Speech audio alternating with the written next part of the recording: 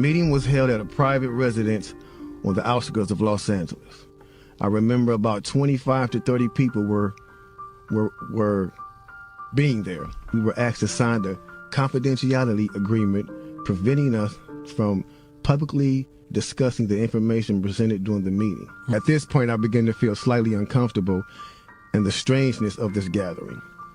The subject quickly changed as the speaker went on to tell us that the respective companies we represented had invested in a very profitable industry which could become even more rewarding with our active involvement. Damn. He explained that the companies we worked for had invested millions into the building of privately owned prisons, and that our positions of influence in the music industry would actually impact the profitability of these investments. Someone asked what these prisons were and what any of this had to do with music. We were told that these prisons were built by privately owned companies who received funding from the government based on the number of inmates. The more inmates, the more the government would pay these prisons. It was also made clear to us that since these prisons are privately owned, as they become publicly traded, we'd be able to buy shares.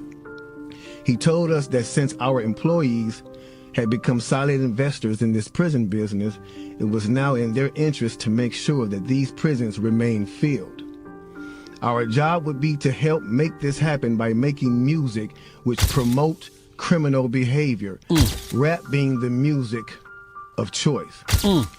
He assured us that this would be a great situation for us because rap music was becoming an increasingly profitable market for our companies, and as employees, we'd also be able to buy stocks in these prisons.